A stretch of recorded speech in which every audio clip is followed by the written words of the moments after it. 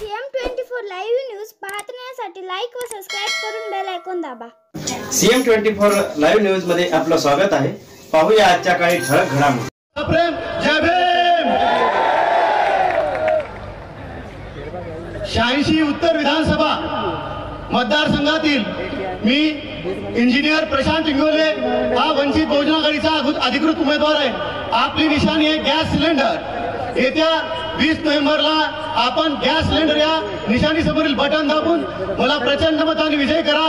तसेच आमच्या सर्व उमेदवारांना आपण विजयी करा ही विनंती करण्यासाठी मी आलेलो आहे।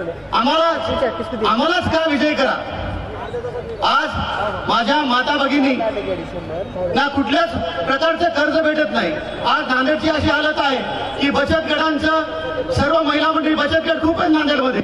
इथे कुठल्या तरी बालाजीचे व्याजाने पैसे येतात आणि आमच्या महिला एक बचत गटाचं कर्ज काढतात, त्याचे व्याज भरण्यासाठी दुसऱ्या बचत गटाचं कर्ज काढतात, ते व्याज भरण्यासाठी तिसऱ्या बचत गटाचं कर्ज काढतात आणि ते कर्ज मुक्त कधीच होत नाही।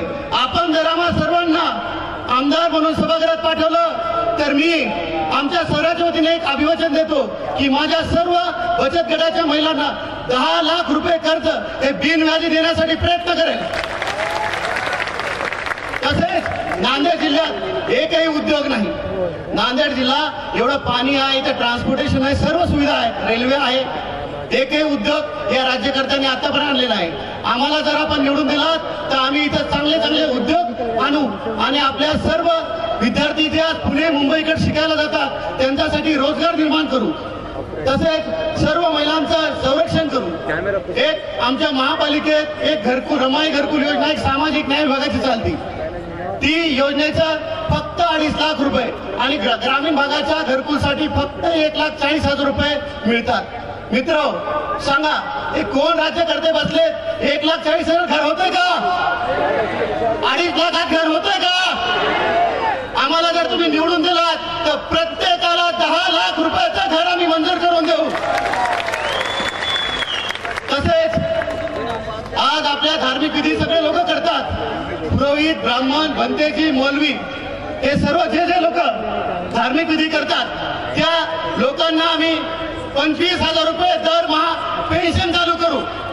तसेच माझ्या 60 वर्षाच्या जे महिला पुरुष माझे वृद्ध बांधव आहेत, जे माझे ज्येष्ठ आहेत, त्यांच्यासाठी जर वंचित बहुजन आघाडीचे आपण सर्व उमेदवारांना विजय केलात तर आम्ही येत्या काळामध्ये वृद्धांसाठी जी पेन्शन योजना एक विशेष पेन्शन योजना चालू करू, ज्यामध्ये दरमहा आमच्या वृद्धांना 25,000 रुपये त्यांच्या खात्यात जमा होतील। यासाठी आम्हाला काम करायचंय। आज नांदेड महापालिकेमध्ये पाणी 3 दिवस आड 4 दिवस आड येते। एवढा मोठा डॅम असून सुद्धा आपण एवढी मोठी नळपट्टी दररोज भरतो आणि 8 दिवसाला एकदा पाणी। जर तुम्ही आमदार म्हणून मला पाठवला तर पाण्याचा प्रश्न पहिल्यांदा मी सॉल्व्ह करेन। तसेच SC ST OBCचं जे धोक्यात आलेलं आरक्षण आहे ते धोक्यात आलेलं आरक्षण वाचवण्यासाठी आम्ही सर्वजण सभागृहात जाऊन काम करू। आज या ठिकाणी नांदेड शहरामध्ये सर्व महापुरुषांचे पुतळे आहेत। काही जणांचे आणखी पुतळे वादात आहेत, काम नाही होत त्याचं सगळं पेंडिंग विषय। जे नांदेड शहरातले महापुरुषांचे जे जिथे पुतळ्याचे वाद असतील ते वाद मिटून सर्व पुतळे आम्ही जर आमदार झालो तर 6 महिन्याच्या आत सर्व पुतळे नांदेड शहराचे आम्ही उभारू एवढी ग्वाही देतो। आणि माझ्या माय भगिनींना माझ्या भावांना ही विनंती करतो की मी आपलं एक लेकरू आपल्यातलं एक लेकरू आहे, लेकराकडे यावेळेस बघा, कारण नांदेड उत्तर विधानसभेमध्ये परिस्थिती वेगळी आहे। इथं आपले 76,000 बौद्ध मतदान आहे। जर एकट्या बौद्धांनी जर वोटिंग केली तर पंचरंगी लढत इथं होणार आहे। माय पंचरंगी लढत जे कोणी उमेदवार 50-55,000 मतदान घेईल तो सभागृहात आमदार म्हणून जाणार आहे।